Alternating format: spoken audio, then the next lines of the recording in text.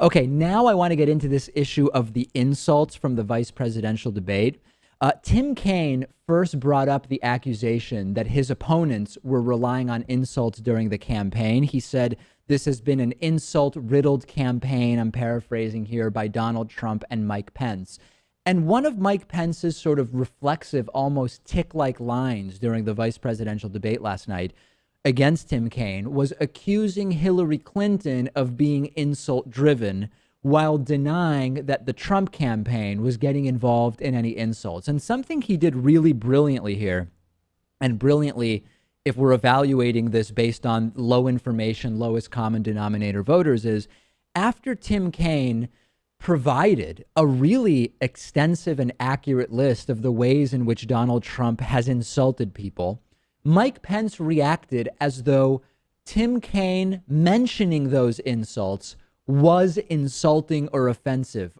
And this, it's so stupid, right? I mean, it's so base. And it's shocking to me that Pence would even think to do it. But in the same way that Donald Trump clearly thinks a lot of his supporters aren't that smart, otherwise he wouldn't even try to get away with half the stuff he tries to get away with. Mike Pence must also have a pretty low opinion of his supporters or of the average voter, because if I say to you, someone called me an idiot, I'm not insulting anyone. I am merely reporting that I've been insulted. And Mike Pence was able to just turn it around and say, listen to all those insults coming out of Tim Kaine's mouth. Let's take a listen to this and see how you think it went. Donald Trump during this campaign has called Mexicans rapists and criminals. He's called women slobs, pigs, dogs, disgusting. I don't like saying that in front of my wife and my mother. He attacked an Indiana-born federal judge and said he was unqualified to hear a federal lawsuit because his parents were Mexican. He went after John McCain, a POW, and said he wasn't a hero because he'd been captured. He said African Americans are living in hell, and he perpetrated this outrageous and bigoted lie that President Obama is not a U.S. citizen.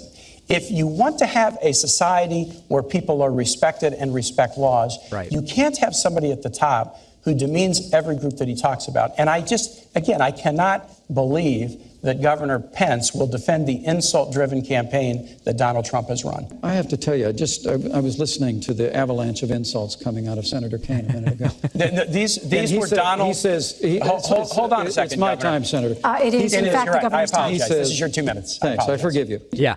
There were no insults there from Tim Kaine about Donald Trump. These are quotes about what Donald Trump said. These are all on record. Trump did say the thing about the Mexican rapists and criminals, although some he's sure are probably good people. Trump did talk about calling women slobs, pigs, dogs, and disgusting. He did attack an Indiana-born federal judge because of his inherited, I guess, Mexican heritage from his parents. And he did say African Americans are living in hell. Every single one of those statements, Pat, is something Donald Trump said. And do you think it was effective for Pence to say, listen to all those insults coming out of Tim Kaine's mouth when they were just Trump quotes? Well, it was effective to people that may not follow the news every day. Yeah. But I mean, Pence had an impossible job here. Most of the stuff that Trump has said, there's no way around it. You can't defend that. Yeah, in a way, I don't actually feel bad for Pence because he agreed to this nonsense.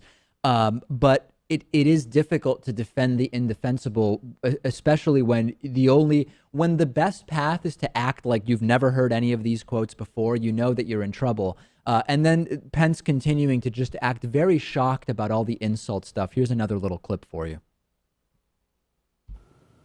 Ours is an insult-driven campaign.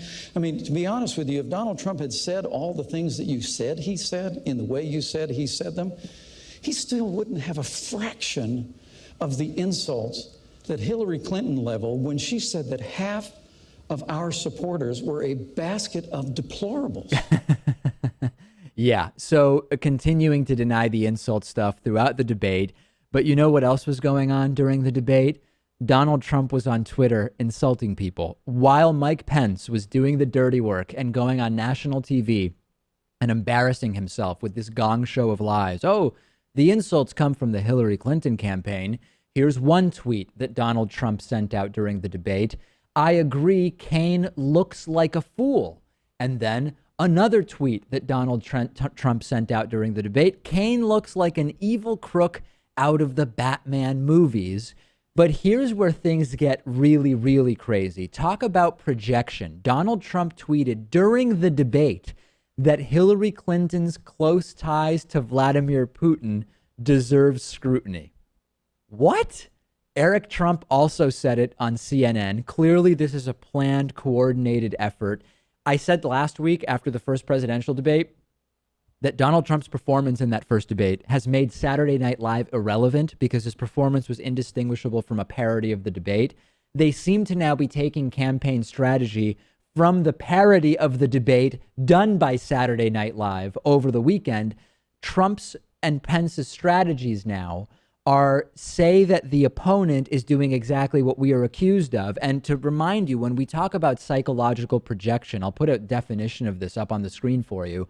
Psychological projection is a theory in psychology in which humans defend themselves against their own unconscious impulses or qualities, both positive and negative, by denying their existence in themselves while attributing them to others. For example, a person who is habitually rude may constantly accuse other people of being rude. It incorporates blame shifting. For example, when Fox News says everybody else is biased, we're fair and balanced.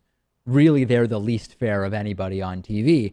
When Donald Trump is the one suspected of this allegiance or bromance or whatever with Vladimir Putin, then he goes out and he says, hey, we've got to look into the Hillary relationship with Vladimir Putin. Very, very common technique. At first, I was convinced Trump is actually the moron here. But the more I observe this, the more convinced I am that Donald Trump and Mike Pence just think that their supporters are morons. And whether you say 50% of them are part of the basket of deplorables or not, at this point, there are basically three ways that I would understand a vote for Donald Trump. Number one, you might just be uninformed or incompetent, right? You might just not really understand what it is that's going on here. You might not understand their positions or what it is that they believe, etc. Number two, you might just be lacking mental capacity or faculties, right? I mean, you might have sort of limited capacity to understand. Maybe the Dunning-Kruger effect is a factor. And number three, you might just genuinely be a bad person. I don't understand how you could be supporting Donald Trump here and not fall into one of those three categories. And yesterday's vice presidential debate only made this abundantly clear. Trump tweeting insults and conspiracy theories while Mike Pence is denying that Trump has ever said these controversial things. It's really representative. It's a microcosm of what this campaign has been so far. Let's take a break. We have so much more to discuss today. And of course, I'm on Twitter at @Pakman. I was recently sent, and I've been wearing, a really cool watch from Movement Watches, also known as MVMT. And I absolutely love this watch. A lot of people have been asking me about it. Movement Watches is interesting because they started similarly to how the David Pakman Show started, which was it was two broke college kids who wanted to wear stylish watches but couldn't afford them. So they started their own watch company. They used crowdfunding to build their business in the same way that we at the David Pakman Show have used crowdfunding to build the show. The great thing about Movement Watches is they start at just $95. These are watches that, for this level of quality and design, you're talking about $400 to $500 at department stores. And Movement figured out that by selling online, you can cut out a lot of the middle people and the retail markup and offer the best possible prices. So you can actually get 15% off today with free shipping and free returns by going to mvmtwatches.com/Pakman. That's Pakman. I love this watch. I love the clean design. Been getting a ton of compliments. And the greatest part is I haven't been late to a single meeting. Go to mvmtwatches.com/Pakman, Pakman.